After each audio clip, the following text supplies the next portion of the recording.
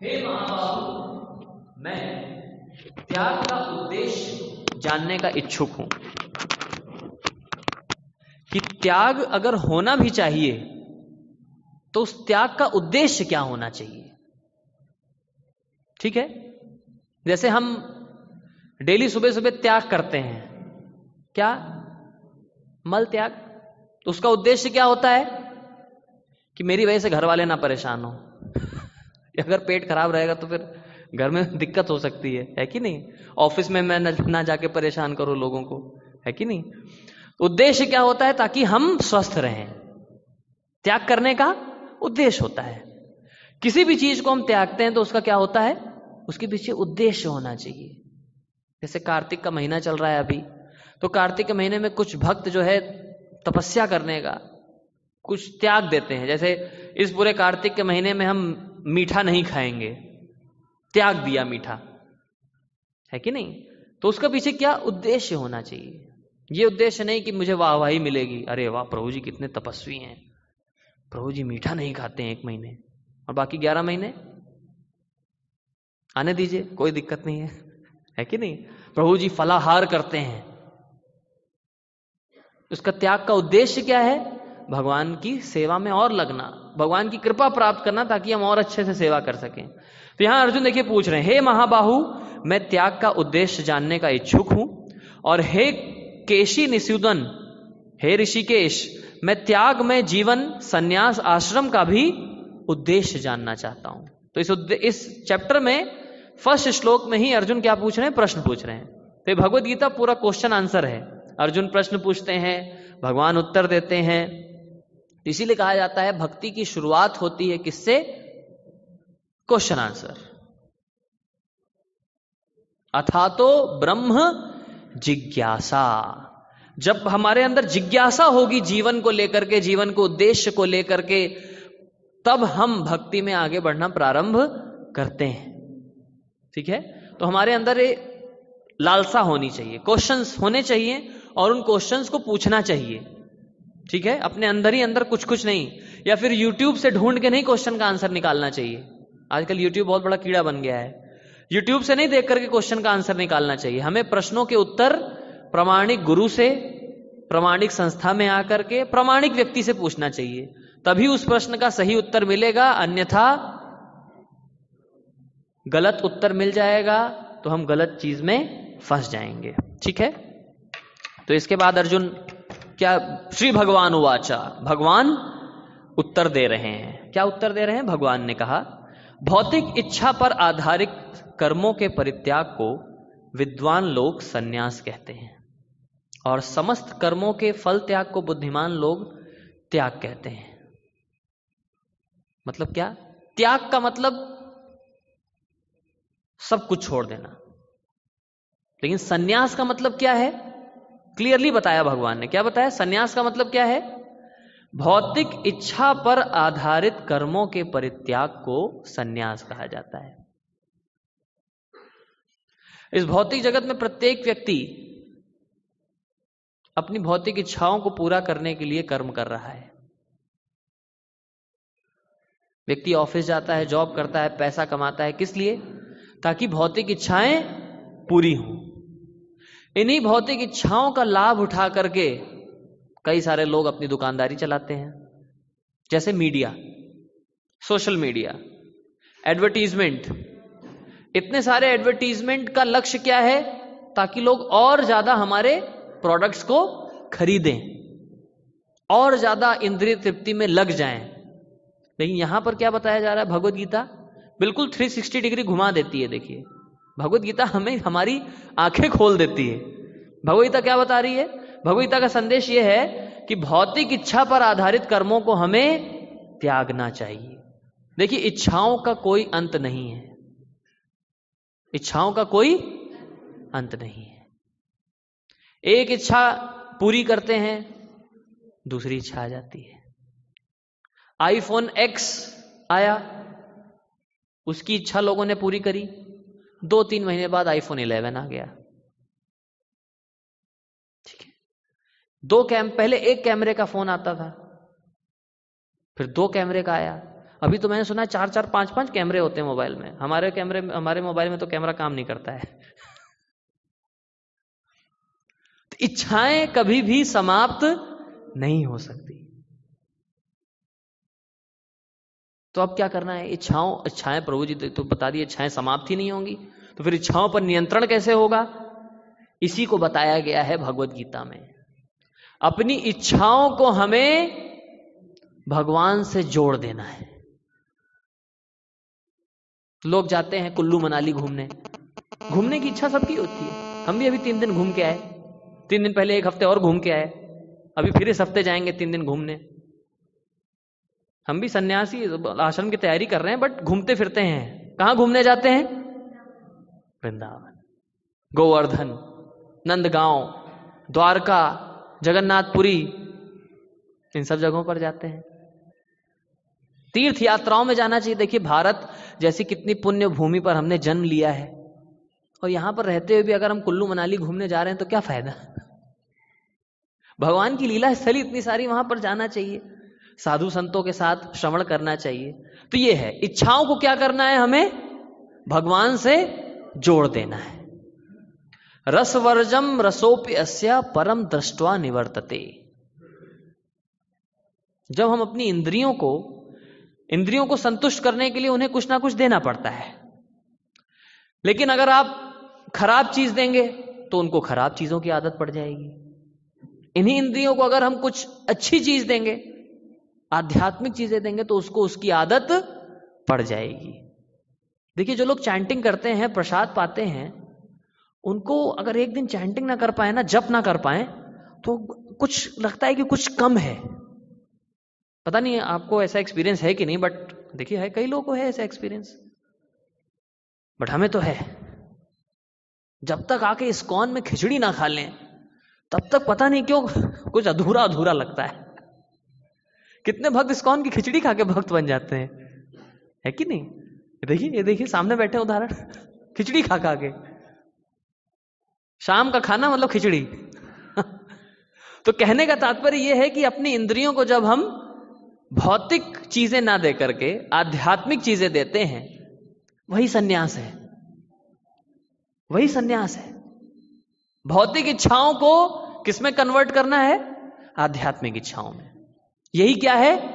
सन्यास। तो आप में से कौन कौन सन्यासी बनना चाहते हैं? कई लोग अभी भी डर रहे हैं। नहीं डरिए मत, हम आपको लाल कपड़ा नहीं पहनाएंगे। कौन कौन सन्यासी बनना चाहते हैं? तो उसके आगे फिर बात की जाए ना उसी हिसाब से। माता जी कोई इंटरेस्ट नहीं? ठीक है, बना देंगे तो बन जाएंगे। नहीं, प्रभु जी से पूछना पड़ेगा। कई प्रभु जी इसलिए हाथ नहीं उठा रहे हैं कि माता जी से पूछना पड़ेगा। नहीं, ऐसा डरने की बात नहीं, यहां हम कोई अग्रीमेंट नहीं कराएंगे आपसे। आपको सिद्धांत बता देंगे कि कैसे आप खुद सन्यासी बन सकते हैं। आपको किसी से स्टैंप लगवाने की जरूरत नहीं है कि हम सन्यासी हैं। आप खुद कैसे सन्यासी बने। आगे क्या भगवान बताते हैं? कुछ विद्वान घोषित करते हैं कि समस्त प्रकार के सकाम कर्मों को दोषपूर्ण समझकर त्याग देना चाहिए, किंतु अन्य विद्वान मानते हैं कि यज्ञ दान तपस्या के कर्मों को कभी नहीं त्यागना चाहिए। कुछ विद्वानों का कहना है कि सारे कर्म त्याग देते हैं वही सन्यास होता है। नहीं, लेकिन भगवान हमें क्या बता रहे हैं? यज्ञ दान और तपस्या हमें कभी भी नहीं छोड़ना चाहिए। क्या क्या 3 चीजें? यज्ञ मतलब क्या? यस, वेरी नाइस, हरि बोल। संकीर्तन यज्ञ। कलयुग में यज्ञ करना बड़ा मुश्किल है। जैसे हमारे यहां भी परसों यज्ञ हुआ था, यहीं पर जहां बैठे हैं, तो बहुत मुश्किल होता है। कई सारी अरेंजमेंट करने हैं, बहुत सारी चीजें। और एक अरेंजमेंट देखिए ये है, माला उठाया, अंदर हाथ डाला, हरे कृष्णा कृष्णा कृष्ण हरे हरे, हरे राम राम राम हरे हरे, यज्ञ हो गया। कितना आसान यज्ञ है, कितना आसान प्रोसेस बना दिया गया है। और संकीर्तन यज्ञ कुछ नहीं है, चलो माला भी पास में नहीं है, ताली बजा बजा के हरे कृष्णा महामंत्र का जप किया। ये क्या है? दिस इज यज्ञ। यज्ञ दान मतलब क्या? भगवत गीता के ज्ञान का दान। अपने धन को शुद्ध करने के लिए उसका दान, इसको कहते हैं क्या? दान। गृहस्थ आश्रम में रहते हुए खासकर दान करना चाहिए। ठीक है। फिर क्या थर्ड क्या आता है? तपस्या। तपस्या मतलब क्या? नियमित रूप से भगवान के नाम का जप करना, नियमित रूप से भगवत गीता पढ़ना, नियमित रूप से भक्ति के कार्य करना, ये क्या है? तपस्या। बड़ा मुश्किल है, बड़ा मुश्किल है। खैर अब क्या ही बताएं, कई सारी चीजें करना बहुत आसान हो जाता है। टीवी चल रही है, टीवी देख लिया, मॉल में चले गए, सीरियल देख लिया, ये बहुत आसान है। भक्ति करना अपने आप में एक तपस्या है।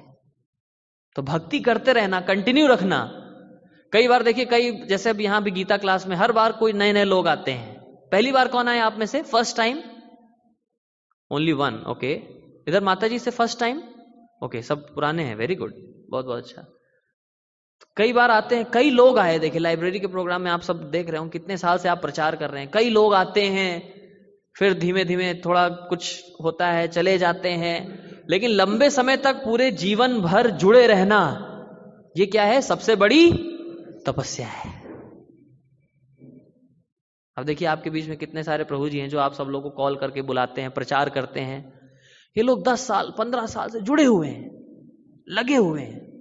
कितनी समस्याएं आई, कितनी समस्याएं आती हैं, उथल पुथल होती है जीवन में, लेकिन फिर भी छोड़ना नहीं है। यही क्या है? सबसे बड़ी तपस्या है। ठीक है, ओके, आगे बढ़ते हैं। हे भरत श्रेष्ठ, अब त्याग के विषय में मेरा निर्णय सुनो। कैसा त्याग करना चाहिए उसके विषय में मेरा निर्णय सुनो। हे नरशाद्रूल, शास्त्रों में त्याग 3 तरह का बताया गया है। 3 तरह का त्याग शास्त्रों में बताया गया है। 5वां श्लोक क्या बताया गया है? यज्ञ, दान तथा तपस्या के कर्मों का कभी परित्याग नहीं करना चाहिए। देखिए भगवान बार बार बोल रहे हैं। अभी देखिए तीसरे श्लोक में भी कहा भगवान ने कि यज्ञ, दान और तपस्या नहीं छोड़ना चाहिए। फिर से कह रहे हैं भगवान, क्या? यज्ञ, दान और तपस्या नहीं छोड़ना चाहिए, कभी नहीं छोड़ना चाहिए। उन्हें अवश्य संपन्न करना चाहिए। निस्संदेह यज्ञ, दान तथा तपस्या महात्माओं को भी शुद्ध बनाते हैं। पावनानि मनीषिणाम। ऐसा नहीं कि केवल आपके लिए, सबके लिए, साधु संतों को भी तक यज्ञ, दान, तपस्या जरूर करना चाहिए। नहीं तो कैसे साधु? नहीं तो कैसे साधु? ठीक है, साधु मतलब यज्ञ, दान, तपस्या जरूर करेंगे वो। ठीक, आगे क्या बताते हैं भगवान? 6 श्लोक का 6 में, इन सारे कार्यों को किसी प्रकार की आसक्ति या फल की आशा के बिना संपन्न करना चाहिए। हे प्रथापुत्र, इन्हें कर्तव्य मानकर संपन्न किया जाना चाहिए। यही मेरा अंतिम मत है कि हमारा यह कर्तव्य है। क्या कर्तव्य है? कि हमें यज्ञ, दान, तपस्या जरूर करना है। यह हमारा क्या है? कर्तव्य है। जैसे एज एन इंडियन सिटीजन, आप सब भारतवर्ष के नागरिक हैं, तो कर्तव्य बनता है। क्या कर्तव्य बनता है? कुछ कुछ कर्तव्य है ना, टैक्स पे करना है, और क्या क्या, और वोट देना कर्तव्य है, और अब राष्ट्रगान हो तो खड़े हो जाना है, सम्मान करना है राष्ट्रगान का, तिरंगे का, ये सब कर्तव्य बनते हैं जनरल टर्म्स में अगर बात करें तो एक मनुष्य के रूप में ये कर्तव्य बनता है कि व्यक्ति यज्ञ, दान और तपस्या जरूर करे। आप सबको बताया गया है पहले भी कि पशु जीवन में और मनुष्य जीवन में यही अंतर है। पशु तपस्या नहीं कर सकते, पशु तपस्या नहीं कर सकते क्योंकि उनके अंदर इतनी समझ नहीं है। पशु कोई दान नहीं दे सकते क्योंकि उसके अंदर इतनी बुद्धि नहीं है। केवल मनुष्य जीवन में ही इतनी बुद्धि है कि वो इन नियत कर्मों को कर सकते हैं। इसीलिए मनुष्य जीवन बहुत दुर्लभ जीवन बताया गया है। हमें इसका सदुपयोग करना चाहिए, दुरुपयोग नहीं करना चाहिए, और जितनी जल्दी सीख जाएं उतना अच्छा है। प्रहलाद महाराज कहते हैं क्या?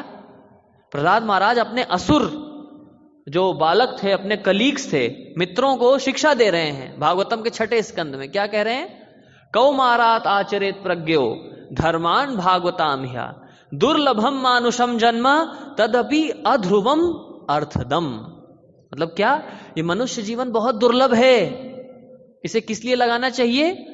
अर्थ में लगाना चाहिए, अनर्थ में नहीं लगाना चाहिए। आप सबको बताते हुए बहुत दुख होता है कि इस पूरे विश्व में 90% लोग मांसाहार करते हैं। 90% लोग मांसाहार करते हैं। 10% केवल ऐसी जनता है पूरे विश्व में जो कि मांसाहार नहीं करते हैं। और जो व्यक्ति मांस खाता है उसके हृदय में क्या दया होगी, वो क्या तपस्या करेगा, वो क्या यज्ञ करेगा, वो क्या दान देगा, बहुत मुश्किल है। ठीक है, तो इसलिए हम सबको ये जानकारी होनी चाहिए। तो प्रहलाद महाराज वहां पर क्या कह रहे हैं? प्रहलाद महाराज अपने असुर शिष्यों को और बताते हैं। क्या बताते हैं? देखिए, 5 साल की उम्र से ही भक्ति करना प्रारंभ कर देना चाहिए। अभी यहां पर मुझे लगता है 5 साल का तो कोई नहीं है।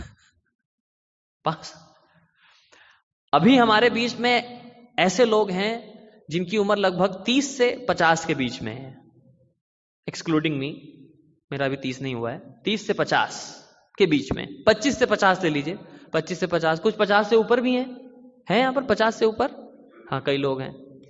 तो 25 से 60 चलिए मान लीजिए, ठीक है। प्रहलाद महाराज वहां पर बहुत अच्छा कैलकुलेशन बताते हैं, अगर आपको कभी मौका मिले तो पढ़िएगा। क्या कैलकुलेशन बताते हैं? कि व्यक्ति आधा जीवन तो सोने में बिता देता है, निद्रा, आधा जीवन निद्रा में बिता दिया, ठीक है। क्योंकि दिन में लगभग 6 से 7 घंटे तो व्यक्ति सोता ही है, 6, 7, 8 घंटे व्यक्ति सोता है, लगभग आधा समय तो उसे बीत जाता है, ठीक है। 25% व्यक्ति खाने पीने, नहाने, स्नान करने में, घूमने फिरने में बिता देता है। बाकी बचा हुआ और जीवन घर गृहस्थी की सेवाओं में, पढ़ाई में, कॉलेज में, इन सब चीजों में बिता देता है। तो व्यक्ति के जीवन में अगर देखा जाए तो मुश्किल से एक साल का भी समय नहीं बचता है भक्ति करने का। अब जिसमें से हमने देखिए कितना समय तो गुजार दिया, कितना समय बीत गया। कई लोग तो अभी आए हैं कांटेक्ट में, तो लगभग 30 साल, 35 साल, 40 साल तो कहां बीत गया पता ही नहीं लगा। तो इसलिए क्या बताते प्रहलाद महाराज? अभी से हमें शुरू कर देना चाहिए, लेट नहीं करना चाहिए, ठीक है। आगे देखिए क्या बताते हैं भगवान। तो यज्ञ, दान, तपस्या संपन्न करना हर मनुष्य का कर्तव्य है। As an human being this is our top most priority. यह हमारा सबसे बड़ी प्राथमिकता है। हमारे जीवन में हम कई चीजों को प्राथमिकता देते हैं,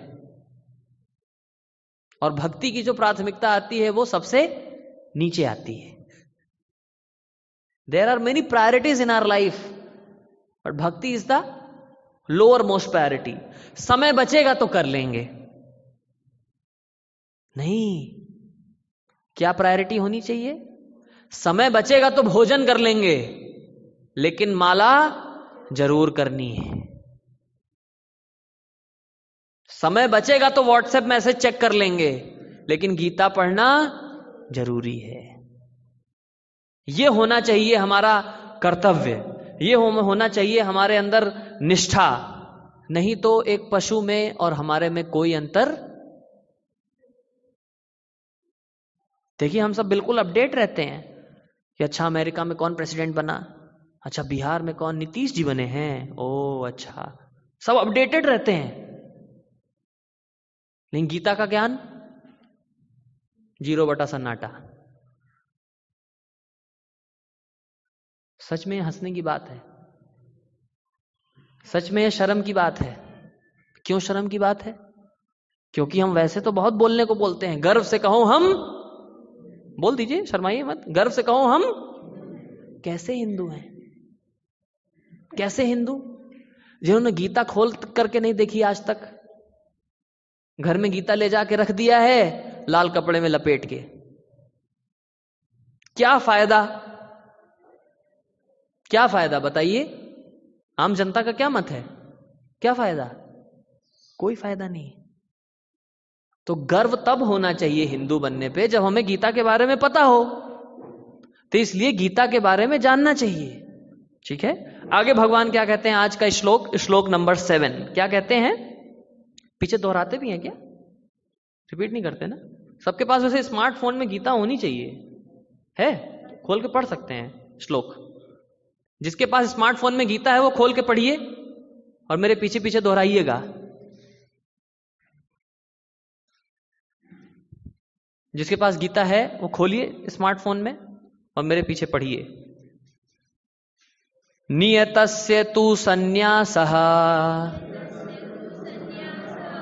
कर्मणो नोपपद्यते मोहात् तस्य परित्यागा तामसः परिकीर्तितः। क्या बता रहे हैं यहां पर? निर्दिष्ट कर्तव्यों को कभी नहीं त्यागना चाहिए। यदि कोई मोहवश अपने नियत कर्मों का परित्याग कर देता है तो ऐसे त्याग को तामसी कहा जाता है।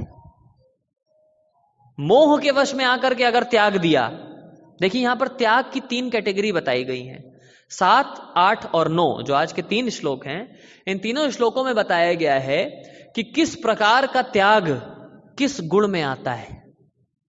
ऐसे तीन गुण आप सभी को पता होगा। 3 गुण बताए गए, पता है सभी? किसको नहीं पता है 3 गुणों के बारे में वो हाथ उठा दें। शर्माइएगा मत, जैसे हिंदू बोलने में शर्माते नहीं, वैसे शर्माइए मत। 3 गुण, ओके ठीक है। बाकी सबको 3 गुण क्लियर है? आपको भी नहीं पता है?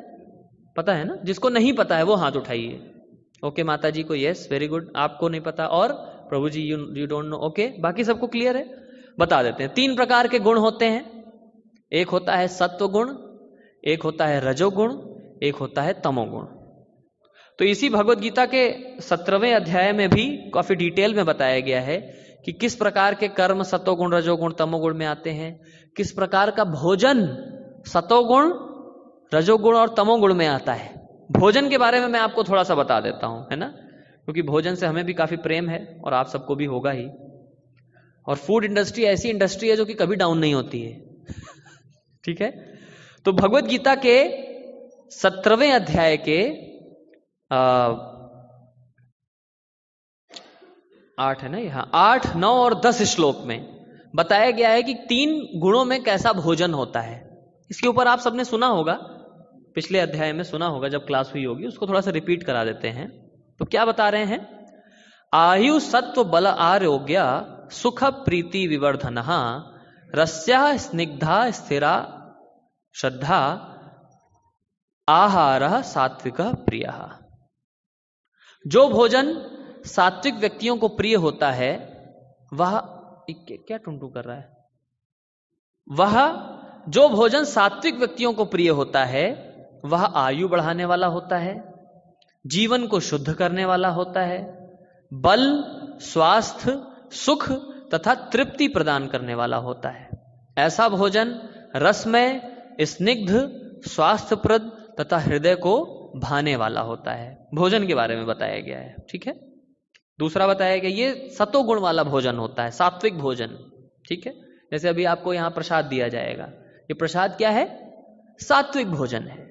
इसमें किसी को कष्ट पहुंचा करके ये भोजन नहीं बनाया गया है। इसको क्या कहते हैं? सात्विक। जो भोजन बनाने वाले को, भोजन बनाने में जो सामग्री उत्पन्न हो रही है उसमें, और भोजन बाद में पाने वाले को भी कष्ट होता है, वो सतोगुण में नहीं आता है।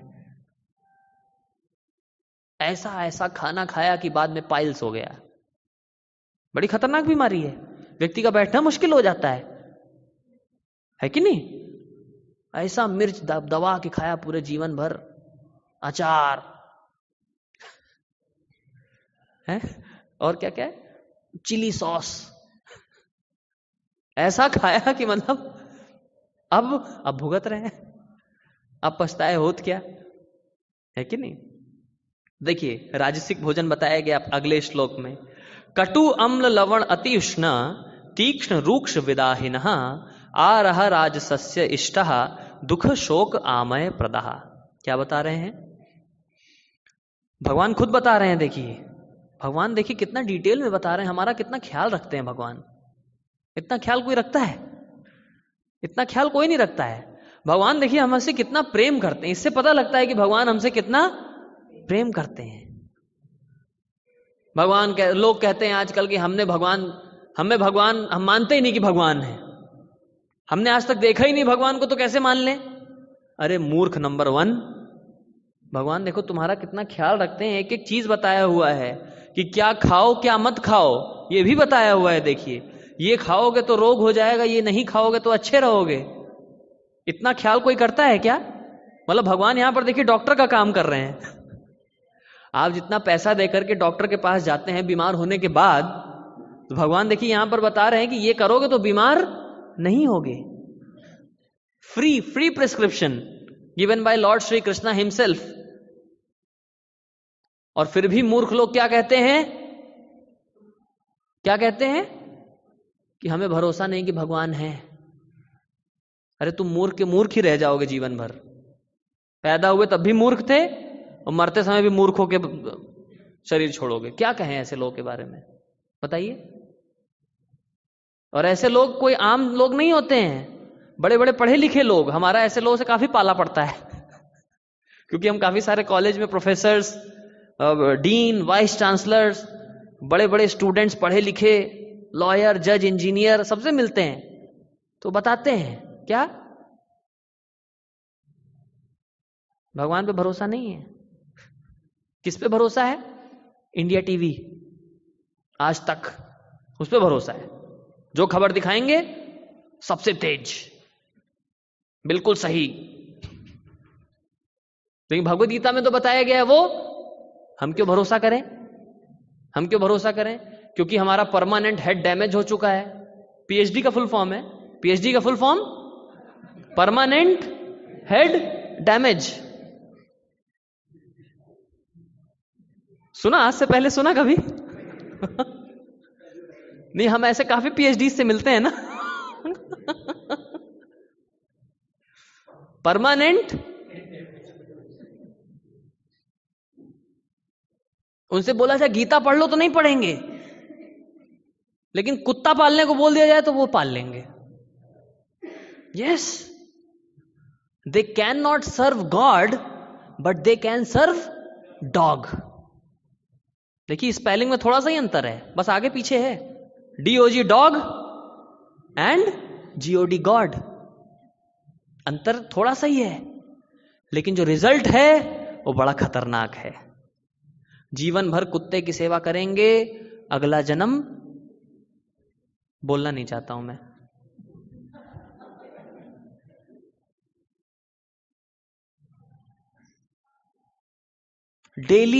मैं डेली सुबह देखता हूं, एक व्यक्ति आता है, मंदिर के सामने से निकलता है, उसका नियम है 4:30 बजे आके लेकर के आएगा अपने कुत्ते को। बड़ा सा कुत्ता है उसके पास, मैं पिछले 3 साल से उसको देख रहा हूं। देखा आपने भी? देखा, डेली सुबह 4:30 बजे आता है, मंदिर के गेट से निकलता है, उसके हाथ में अब तो वो भी होने लगा है, क्या वो जो पॉटी उठाने वाला होता है ना, देखा है आप लोगों ने? इतनी तक सेवा करते हैं कि कुत्ते ने अगर मल ताक किया है तो उसको मैं उठा लूं। कितना प्रेम है कुत्ते से,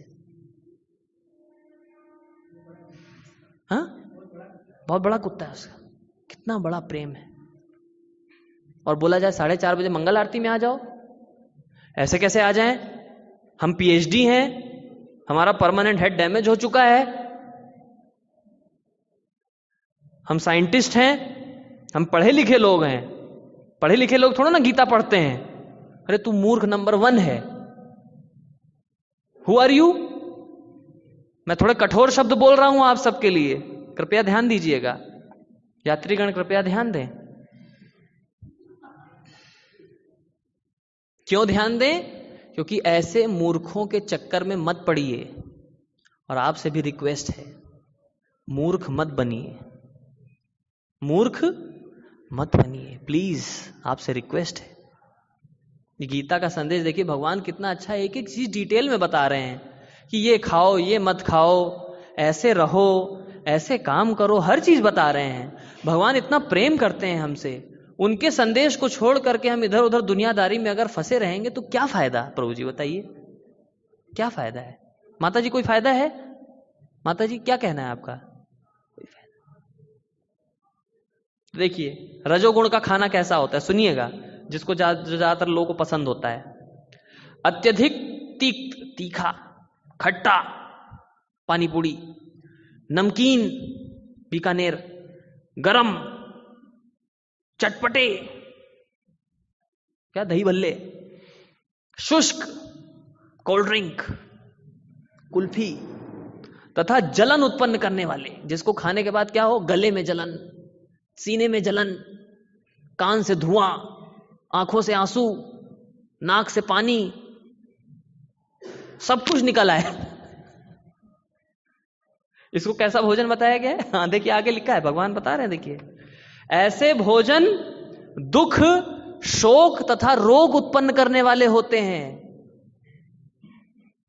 खाते समय भी दुख और सुबह सुबह भी दुख। यस, इनकम इनपुट में भी दुख, आउटपुट में भी दुख। कितना मुश्किल है देखिए। नहीं फिर भी खाते हैं, फिर भी खाते हैं। खाते हैं कि नहीं खाते हैं? सच सच बताइए प्लीज। खाते देखिए माता जी वेरी वेरी वेरी लाइक बहुत अच्छे से माता जी, यस खाते हैं ना। कितना मुश्किल है देखिए जीव के लिए। सी वेरी डिफिकल्ट। इसीलिए यज्ञ दान तपस्या बड़ा मुश्किल है। तो ऐसे खाने को राजसिक खाना बताया गया है। नेक्स्ट, यातयामम गतरसपूति पर्युषितम चायता उच्चिष्ठम अपिचा अमेध्यम भोजनम तामस प्रियम। तामसी भोजन के बारे में बताया जा रहा है। क्या बताया जा रहा है? खाने से 3 घंटे पूर्व पकाया गया, मतलब 3 घंटे के अंदर अंदर हमें खाना खा लेना चाहिए पकाने के बाद। आजकल तो हॉट केस, फ्रिज, ओवन, इतना ज्यादा टेक्नोलॉजिकल एडवांसमेंट हो गया है। आपको पता है पिज्जा कहां से शुरू हुआ है? पिज्जा का आपको इन्वेंशन पता है कहां से हुआ है? किसी को पता है? इटालियन कंट्री से, इटली से। अब इटली में क्या होता था, ब्रेड जब खराब होने लगती थी और सब्जियां, तो पनीर सड़ा हुआ जब खराब होने लगता है तो क्या करते थे? तीनों को एक ब्रेड रखा, उसके ऊपर वो डाला, उसके ऊपर थोड़ा गर्म कर दिया और खा लिया। जब खराब होने लगता था तब, तो उसी को क्या नाम दे दिया? पिज्जा। आज इसके ऊपर देखिए कितनी बड़ी इंडस्ट्री वर्क कर रही है, कितनी बड़ी इंडस्ट्री वर्क कर रही है इसी के ऊपर। आप देखिए पिज्जा के ऊपर, बर्गर के ऊपर रिसर्च भी किया गया है। आप चाहे तो साइंटिफिक रिसर्चेस देख सकते हैं। एक बर्गर को जमीन के अंदर गाड़ दिया गया, उसको 6 महीने बाद खोला, थोड़ा बहुत ही खराब हुआ था, एज इट इज था। क्यों? उसको इस हिसाब से तला जाता है कि जल्दी खराब ना हो। अब यही भोजन जब पेट में जाएगा तो क्या करेगा? क्या करेगा? जब जमीन में जाके नहीं खराब हो रहा है तो पेट में जाके उसका क्या हाल होगा? हाँ, नहीं पचता है। और आजकल ये अच्छा लगता है। अमेरिका में मोटापा आजकल इतनी बड़ी बीमारी बन गई है, ओबेसिटी जिसको बोलते हैं, ओबेसिटी। लोग इतने मोटे हो रहे हैं, ये दिक्कत हो रही है जीवा के लिए। ठीक है, आगे बढ़ते हैं। तमोगुणी खाना कैसा है? खाने से 3 घंटे पूर्व पकाया गया, स्वादहीन, कोई टेस्ट नहीं, वियोजित एवं सड़ा हुआ। ठीक है, फिर आगे, जूठा तथा अस्पृश्य वस्तुओं से युक्त भोजन उन लोगों को प्रिय होता है जो तामसी होते हैं। ठीक है, इसके बाद इसका अगर आपको और डिटेल में पढ़ना है तो 17वें अध्याय के 10वें श्लोक का तात्पर्य पढ़ लीजिएगा। उस तात्पर्य में प्रभुपाद जी बहुत डिटेल में बताते हैं कि कैसा भोजन करना चाहिए, कैसा नहीं करना चाहिए, कैसा पकाना चाहिए, वो भी डिटेल में बताते हैं। ठीक है, तो ये आपका होमवर्क है, पढ़ करके आइएगा अगली बार। ठीक है, तो ये बताया गया है 7वें श्लोक में कि निर्दिष्ट कर्तव्यों को, अब हम फिर से आज के श्लोक पर आ गए, 18वें अध्याय का 7वां श्लोक। क्या बता रहे हैं? निर्दिष्ट कर्तव्यों को कभी नहीं त्यागना चाहिए। यदि कोई मोहवश, हरे कृष्ण, जय जगन्नाथ, बहुत बहुत धन्यवाद।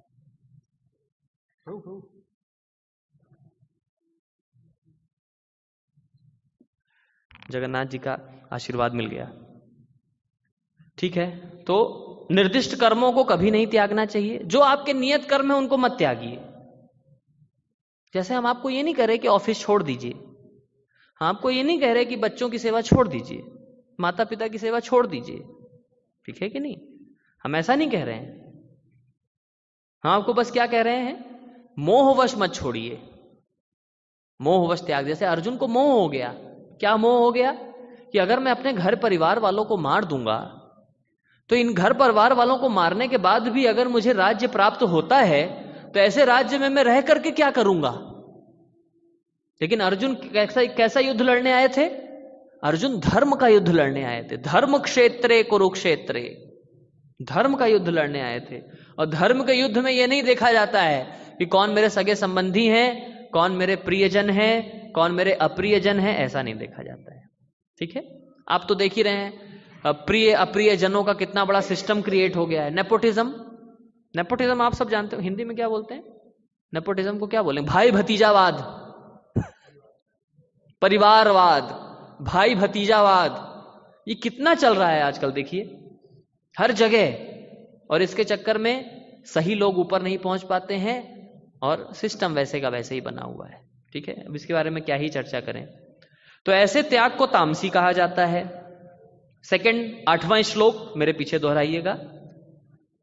8वां श्लोक, दुखम इति एव यत्कर्मा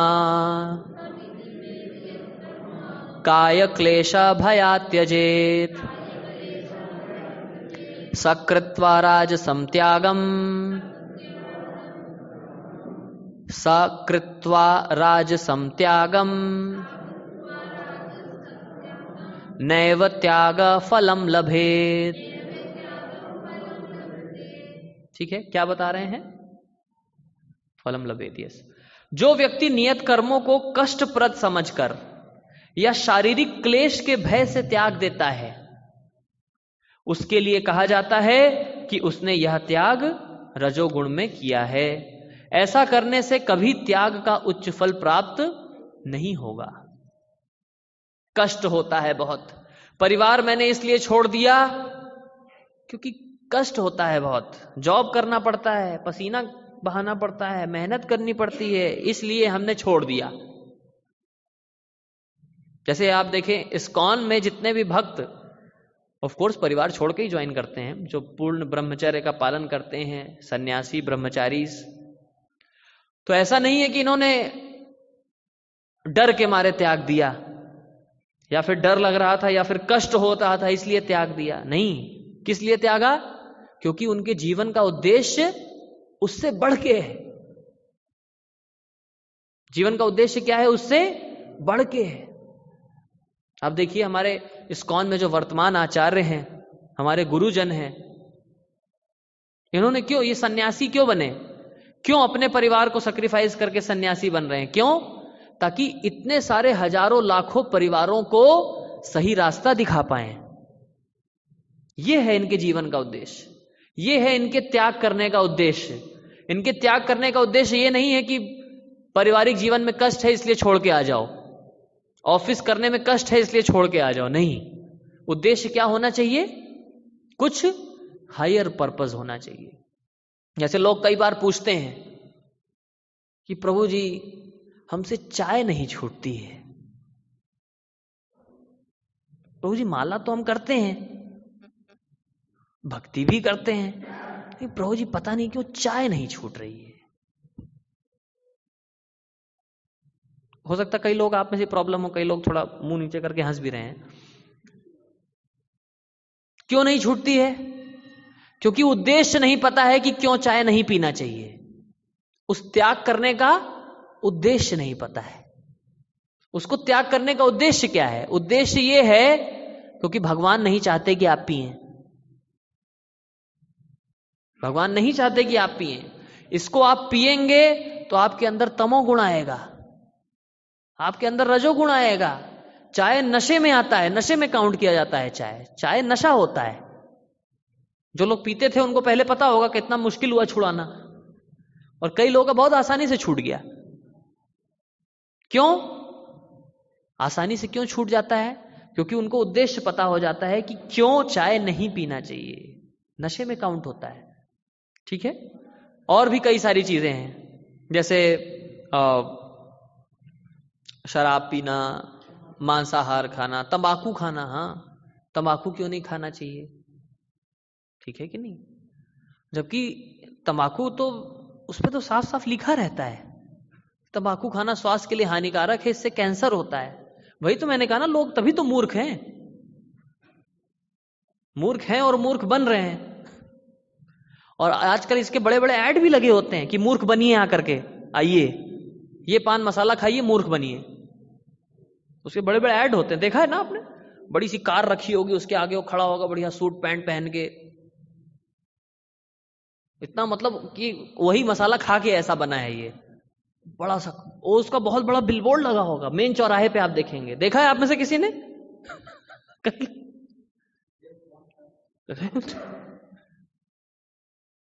सिगरेट का देखिए कैसे ऐड करते हैं, शराब का देखिए कैसे ऐड होता है। मिल बैठेंगे दो यार, मतलब दो दोस्त अभी बन सकते हैं जब शराब पिएंगे। तो ये कहने का तात्पर्य ये है कि पूरी दुनिया, विश्व इस तमोगुण और रजोगुण के मार्ग को फॉलो कर रहा है। तात्पर्य कहने का ये है। तो हमें उस मार्ग पर नहीं चलना है। चलना है, चलना है। प्रभु जी, पीछे वाले प्रभु जी, बीच वाले प्रभु जी, माता जी, चलना है। तो किस मार्ग पर चलना है? आगे बता रहे हैं, भगवान बता रहे हैं आगे कैसे मार्ग पर चलना है। 9वें श्लोक में बताया गया है कैसे मार्ग पर चलना चाहिए। क्या बता रहे हैं? हाँ, पीछे दोहराइएगा। कार्यम इति एव यत्कर्मा नियतम क्रियते अर्जुना संगम त्यक्त्वा फलम चैव संगम त्यक्त्वा फलम चैव सत्यागः सात्विको मतः। हे अर्जुन, मेरे पीछे दोहराइए। हे अर्जुन, जब मनुष्य नियत कर्तव्य को करणीय मानकर करता है और समस्त भौतिक संगति तथा फल की आसक्ति को त्याग देता है, तो उसका त्याग सात्विक कहलाता है। बहुत सुंदर बताया गया है, बहुत सुंदर। धुनी सुनिएगा, इसका तात्पर्य बहुत अच्छा है। नियत कर्म इसी मनोभाव से किया जाना चाहिए। किस मनोभाव से? कि मनुष्य को फल के प्रति अनासक्त होकर कर्म करना चाहिए। फल के प्रति आसक्त नहीं होना चाहिए। फल के प्रति आसक्त होने का मतलब क्या है? कई बार इसको ऐसे समझ लिया जाता है कि केवल कर्म करते हैं, फल जैसा भी होगा देखा जाएगा। नहीं, फल लाइए, फल लाइए, रिजल्ट लाइए, लेकिन उसको क्या करिए? भगवान को अर्पित करिए, भगवान को अर्पित करिए। जैसे गृहस्थ आश्रम में बहुत अच्छा बताया जाता है। क्या बताया जाता है? हमें अपनी आय का जो सेविंग्स होती हैं उसका 50% भगवान की सेवा में देना चाहिए। सेविंग्स, जैसे सपोज किसी की सैलरी 50,000 है, वो उसमें से सेव करता है मंथली 10,000, तो उसका 50% कितना हो गया? 5,000। दे शुड गिव, दान देना चाहिए। क्यों? क्योंकि यज्ञ, दान और तपस्या किसी को नहीं त्यागना चाहिए। और केवल ये नहीं कि प्रभु जी हम 5,000 रुपए दान देते हैं बस हो गया, नहीं, ये तो दान हुआ। पहला क्या है? यज्ञ। माला भी करना है साथ में। ये नहीं कि प्रभु जी केवल ये देते हैं, ये नहीं। नहीं, फर्स्ट उंगली भी और सेकंड उंगली भी। फर्स्ट उंगली मतलब नहीं नहीं, फर्स्ट ये होता है, सेकंड मतलब। तो यज्ञ, दान और तपस्या। तपस्या मतलब क्लास में आना, मंदिर आना। आजकल मंदिर आना सबसे बड़ी तपस्या है। पीवीआर जाना नो तपस्या। वो तो अच्छा लगता है प्रभु जी। सेंट्रल मार्केट में जाके गोलगप्पे खाना, ये तो अच्छा लगता है प्रभु जी। मंदिर आना बहुत बड़ी तपस्या है। लेकिन फिर भी आप सब आए हैं, आप सबका बहुत बहुत धन्यवाद। कोरोना चलते हुए भी, इतना कठिन परिस्थिति होते हुए भी आप सब आए, आपका बहुत बहुत धन्यवाद। एक बार अपने लिए जोर से हरि बोल बोल दीजिए। हरि बोल। आप सबके लिए था ये, ठीक है। आगे सुनिए। उसे कर्म के गुणों से विलग हो जाना चाहिए। जो व्यक्ति कृष्ण भावनामृत में रहकर कारखाने में कार्य करता है, वह ना तो कारखाने के कार्य से अपने को जोड़ता है और ना ही कारखाने के श्रमिकों से। देखिए, बहुत सुंदर बताया। व्यक्ति अगर ऑफिस में जॉब कर रहा है तो फल से विरक्त होने का क्या तात्पर्य है? फल से विरक्त होने का तात्पर्य यह है कि ना तो वो ऑफिस से अटैच है कि मेरे ही कारण ये ऑफिस चल रहा है। अरे भाई, आप कौन होते हैं? You are just an employee, है कि नहीं? या फिर सब, चलिए सपोज खुद का बिजनेस है, खुद का बिजनेस मान लिया, मैं ही पूरा करता धरता हूं इस बिजनेस का, ठीक है। कितने बिजनेस देखिए कोरोना में उजड़ गए। तो छोटे छोटे बिजनेस जिन लोगों ने खोले थे, कोरोना में सारा बंद हो गया। तो आर यू द कंट्रोलर? क्या आप नियंत्रक हैं अपने बिजनेस के? बताइए, हां ना, कुछ तो बताइए। अल्टीमेट कंट्रोलर कौन है?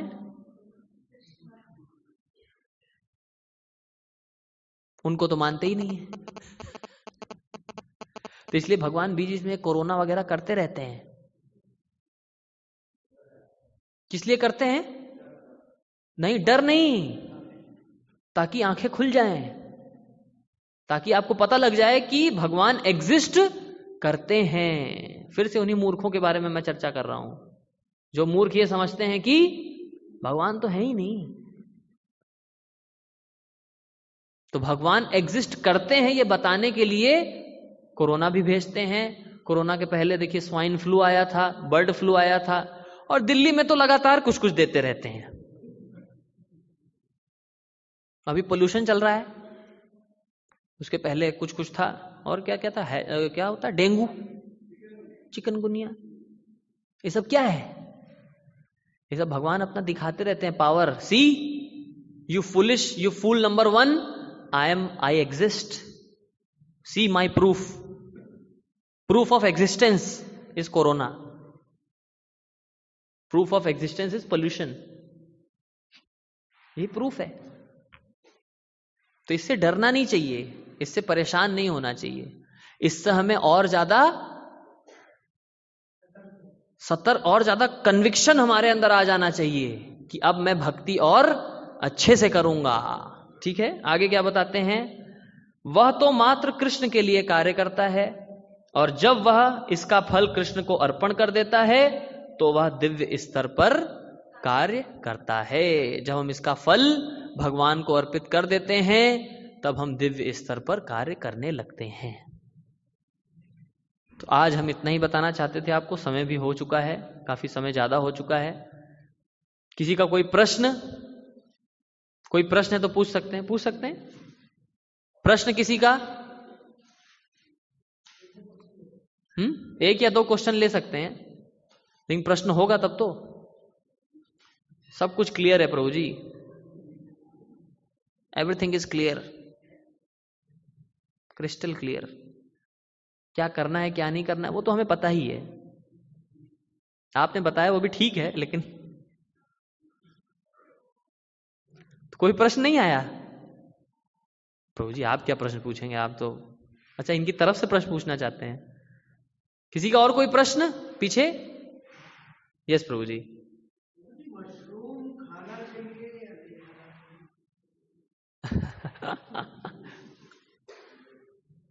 We don't eat and we don't refer also. हम खाते भी नहीं हैं और हम रेफर भी नहीं करते हैं कि खाइए। ऐसा क्यों? क्यों प्रभु जी ऐसा? जब उगाया जाता है, जिस चीज से उगता है वेजिटेबल है, सड़ा हुआ सड़ने के बाद वो अब जैसे प्याज है, प्याज लहसुन तामसिक, ये तरह ये भी आता है किसमें? तामसिक। सड़ जाता है, क्योंकि सड़ा हुआ था, सड़ने के बाद जैसे लकड़ी, सड़ी हुई लकड़ी में से फूल निकल जाती है, तो फूल को ही मशरूम कहते हैं। हाँ यस। तो सड़ा हुआ भोजन मना किया गया ना, अभी तो पढ़ा, तामसिक में आता है वो। ठीक है, और कोई प्रश्न किसी का पीछे?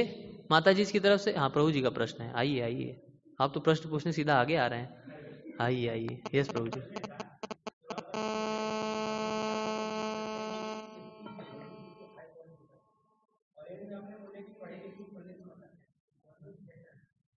हाँ ये दोनों पीएचडी में अंतर है।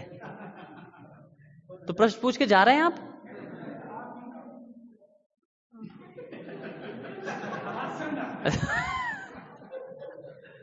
ऐसा तो पहली बार देखा प्रश्न पूछ के।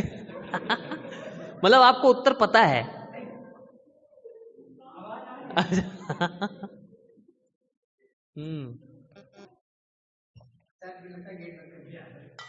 गेट बंद करने जा रहे थे क्या? ओके। तो ये ज्ञान ऐसे पीएचडी लोग समझ सकते हैं। तभी मैंने पीएचडी का फुल फॉर्म भी बताया बाद में। पहले पीएचडी का फुल फॉर्म मैंने बताया था, पहले पीएचडी का फुल फॉर्म नहीं बताया था, पहले श्लोक कोट किया था। क्या श्लोक कोट किया था कि बहुत जन्मों के बाद जो भाग्यवान, जो बुद्धिमान जीव होते हैं वो गीता को समझते हैं। तो असली पीएचडी किए हुए लोग कौन होते हैं? जो गीता समझते हैं। असली पीएचडी कौन होते हैं? जो गीता समझते हैं। वो नहीं जो पीएचडी करने के बाद भी भगवान के एग्जिस्टेंस पर सवाल करते हैं। उनके लिए क्या फुल फॉर्म है? परमानेंट हेड डैमेज, ये उनका फुल फॉर्म है। जो पीएचडी करने के बाद गीता समझते हैं वो है सबसे ज्यादा बुद्धिमान। तो इससे ये नहीं समझना है कि पीएचडी करने के बाद ही गीता समझ सकते हैं। नहीं, गीता समझने के लिए क्या चाहिए? क्या चाहिए गीता समझने के लिए? क्लास में आना चाहिए, सुनना चाहिए साधु संतों से। ये सबसे बड़ी क्वालिफिकेशन है। What is the qualification to understand Bhagavad Gita? We should come to understand Bhagavad Gita, we should have desire to understand Bhagavad Gita. हमारे अंदर इच्छा होनी चाहिए गीता समझने की। ये है गीता को पढ़ने का उद्देश्य, गीता को समझने का क्वालिफिकेशन। ठीक है प्रभु जी? तो आप पीएचडी हैं ऐसा मत समझिएगा। यस, यहां जितने लोग आए हैं सब पीएचडी डिग्री होल्डर हैं। ओके? नहीं वो वाले नहीं। आप में से सच में कोई पीएचडी है यहां पर? सच में कोई पीएचडी है क्वालिफिकेशन वाइज? ओके। माता जी हैं कौन सी? अच्छा आती हैं। ओके यस माता जी। मसूर की दाल प्रभु जी आप बताइए। देखिए हमें तो, हम अपना बताएं, जानना चाहते हैं। देखिए हमारा पर्सनली तो ये है कि हमें तो जो मंदिर में बना हुआ मिलता है हम वो खाते हैं। हमें तो दाल का ना भाव पता है ना आलू का भाव। प्रभु जी क्योंकि प्रभु जी से पूछना अच्छा रहे। क्यों प्रभु जी मसूर की दाल खाते हैं? नहीं खाते ना? क्यों नहीं खाते? तामसी भोजन में आता है। ठीक है, ओके। Anything else? देखिए क्यों नहीं खाते इसका उद्देश्य पता होना चाहिए। हर चीज के पीछे हमने क्या बताया आपको? उद्देश्य पता होना चाहिए। साधु संत अगर बोल रहे हैं मत खाओ तो उसके पीछे क्या होगा? कोई उद्देश्य होगा। अब जैसे कार्तिक का ये महीना चल रहा है, इसमें उड़द दाल नहीं खाते, पिछले महीने में दूध नहीं पीते थे, उसके महीने में साग सब्जी नहीं खाते थे, उसके एक और महीने में दही नहीं खाते थे। तो अब ये क्या नियम है प्रभु जी ऐसा? क्या ये क्या? क्योंकि शास्त्रों में लिखा है शास्त्र क्या है? भगवान की वाणी है। अब टीवी देखना, हम ये भी बताते हैं कि मूवीज नहीं देखिए। अब आप भक्ति में आ गए तो मूवी मत देखिए, धारावाहिक मत देखिए।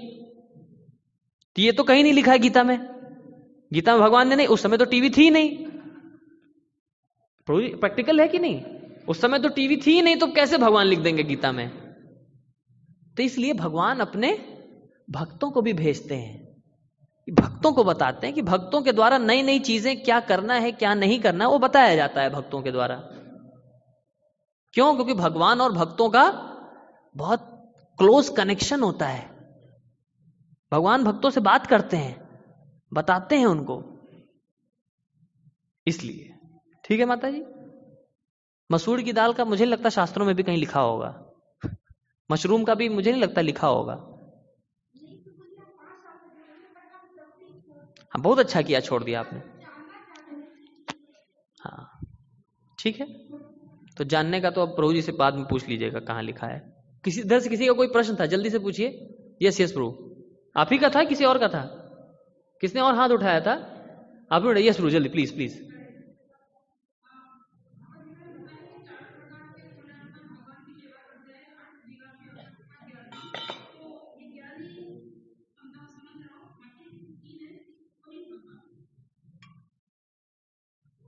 तो इसके लिए तो सबसे पहले वो श्लोक पढ़ लीजिएगा।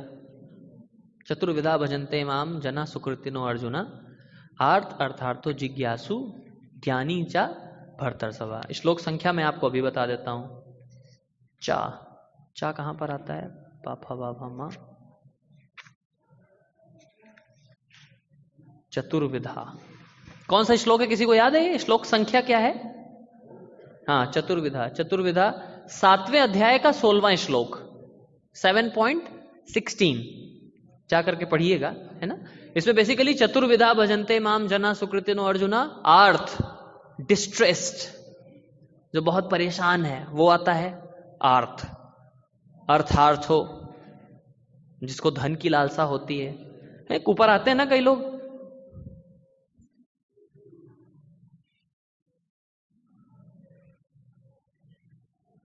अंदर क्या चल रहा है? बिजनेस। प्लीज 50-50। अर्थार्थी, ठीक है। आर्थ मतलब परेशान, परेशान है वो। भगवान, हंसिएगा मत। भगवान, हमारी वाइफ हमको बहुत परेशान करती है, भगवान प्लीज कुछ करिए। तो आर्थ डिस्ट्रेस्ड, परेशान है वो। भगवान प्लीज मेरे बॉस को उठा लो, बहुत परेशान करता है वो। आर्थ।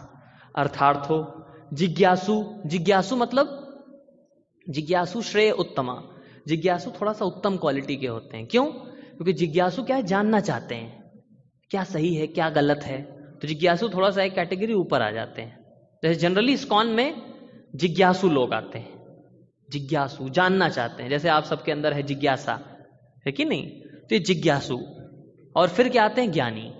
ज्ञानी मतलब धीमे धीमे भगवद गीता को समझने लगते हैं, समझने का प्रयास करते हैं, तो ज्ञानी धीमे धीमे। ठीक है, ओके प्रभु, थैंक यू। बहुत बहुत धन्यवाद आप सभी का, इतने ध्यान से श्रवण करने के लिए बहुत बहुत धन्यवाद आप सभी का। कुछ मैंने अगर गलत बोला हो तो प्लीज माफ कर दीजिएगा। वैसे तो हम लोग ऐसे ही बोलते हैं, स्ट्रांग ही बोलते हैं। क्यों? सच बोलते हैं। क्यों? क्योंकि हम किसी से सैलरी नहीं लेते,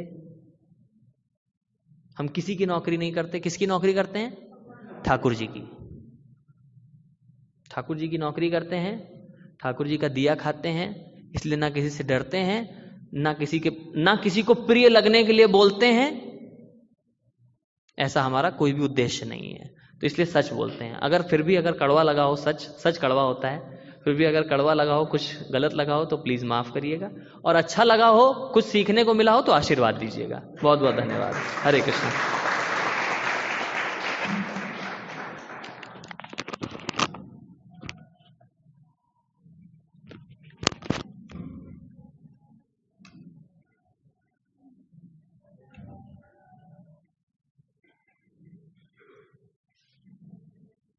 हरे कृष्ण। तो सबसे पहले हम सर्वप्रथम प्रभु जी का बहुत बहुत धन्यवाद देते हैं। जैसे भगवान ने भगवद गीता गाया है, आज प्रभु जी ने उसी तरह से गा करके हमें समझाया है। तो जिस तरह से समझाया है उसके लिए हम बहुत बहुत हृदय से धन्यवाद करेंगे प्रभु जी का। और धन्यवाद कैसे करेंगे, हमेशा की तरह हरे कृष्णा करके, हरे कृष्णा कृष्णा कृष्णा हरे हरे, हरे राम राम राम हरे हरे। और अभी आप सबके लिए यहाँ पर प्रसाद है, प्रसाद लेकर के जाएंगे। और आने वाली इसी वीक में 26 तारीख को एकादशी है। एकादशी के दिन हम लोग अन्न नहीं खाते हैं, फलाहार वगैरह कुछ सेवन करते हैं। उस भगवान की प्रसन्नता के एकादशी का पालन करेंगे हम सब लोग, ठीक है। एकादशी को मंदिर में 24 आवर कीर्तन भी होता है, रात को भी कीर्तन होता है। तो जो आना चाहते हैं वो रात को भी आ सकते हैं। बहुत बहुत धन्यवाद, बहुत बहुत धन्यवाद आप सभी का। हरे कृष्ण।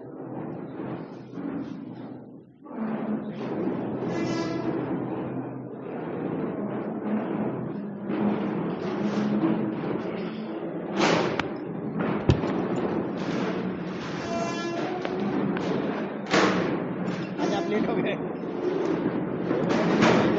रिकॉर्डिंग के लिए वो आया नहीं, मैं तो